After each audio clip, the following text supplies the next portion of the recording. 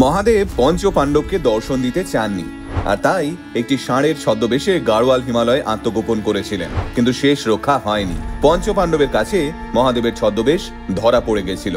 তৈরি হয়েছিল কেদারনাথ মন্দির। প্রায় 6 মাস বন্ধ থাকার পর আবারও খুলে গেল কেদারনাথ মন্দিরের দরজা। এই বছর 108 কুইন্টাল ফুলে সাজানো হয়েছে মন্দিরটিকে। কেদারনাথ অনেক মানুষের কাছেই ড্রিম ডেস্টিনেশন। যারা তীর্থ করতে ভালোবাসেন তাদের কাছে তো বটেই, এছাড়াও যারা ট্রেকিং করতে ভালোবাসেন তাদের কাছে ট্রেকিং এর আদর্শ গন্তব্য হলো কেদারনাথ। প্রচলিত বিশ্বাস অনুযায়ী এই কেদারনাথ মন্দিরে নাকি আদি অনন্ত যুগ ধরে স্বয়ং মহাদেবের বাস। তা না হলে উত্তরাখণ্ডের ভয়াবহ বন্যায় যখন গোটা উত্তরাখণ্ড এক প্রকার ধূলিসাৎ হয়ে গেছিল, সেই সময়ও অক্ষত ছিল একমাত্র এই কেদারনাথ মন্দির। প্রতি বছর ভাইফোঁটার দিন থেকে প্রবল তুষারপাতের কারণে কেদারনাথ মন্দিরের দরজা বন্ধ করে দেওয়া হয়।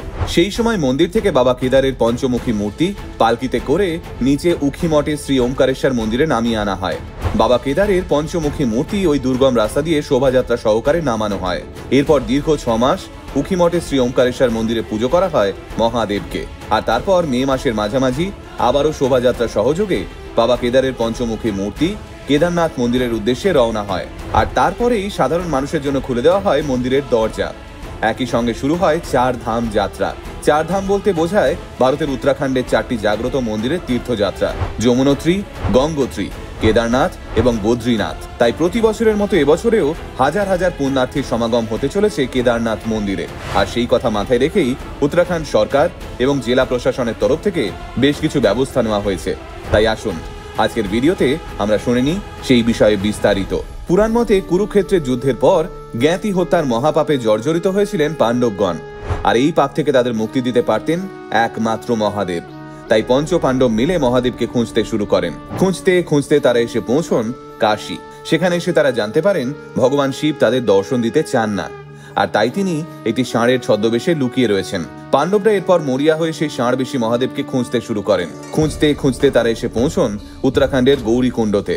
সেখানে এসে একটি ষাঁড়কে হঠাৎ মাটিতে মিশে যেতে দেখে ভীম বুঝতে পারেন এই ষাঁড়ের মধ্যেই মহাদেব লুকিয়ে রয়েছেন। তাই সেই ষাঁড়কে ভীম জাপটে ধরলে ভগবান তাদের হাত থেকে নিস্তার পেতে দৌড় শুরু করেন। এইভাবে দীর্ঘক্ষণ ওই ষাঁড়ের সঙ্গে পাণ্ডবদের লড়াইয়ের পরে অবশেষে মাটি ভেদ করে উঠে আসেন মহাদেব। আর ঠিক এই কারণেই আজও কেদারনাথ মন্দিরে ষাঁড়ের পিঠের কুঁচটি জ্যোতির্লিঙ্গ হিসেবেই পুজো করা হয়।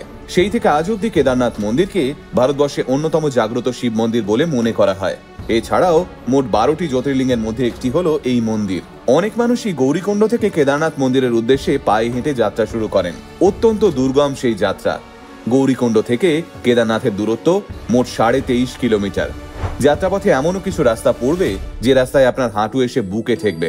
হ্যাঁ, এতটাই চড়াই উতরাই সেই রাস্তা। রাস্তার পাশে অবশ্য চা, জল, ম্যাগি, আলু পরোটা এসবের দোকান পাবেন। যদি আপনার শরীর ট্রেকিং এর উপযোগী না হয় তাহলে গৌরীকুণ্ড থেকে ঘোড়া, খচ্চর, ডুলি সবটাই পাবেন। তবে তীর্থ করতে গিয়ে অবলা পশুদের চেষ্টা করবেন এড়িয়ে যেতে।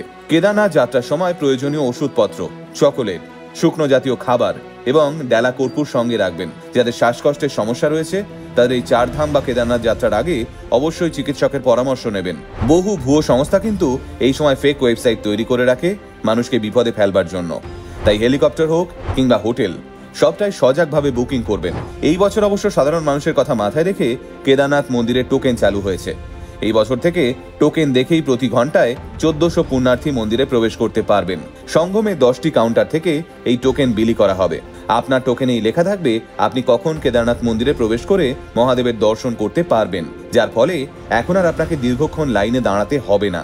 এছাড়াও পুণ্যার্থীদের যাতে কোনো বিষয় অসুবিধার মধ্যে পড়তে না হয় সেই বিষয়েও তৎপর হয়েছে উত্তরাখণ্ড সরকার।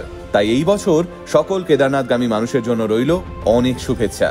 আপনাদের যাত্রা শুভ হোক। হর হর মহাদেব।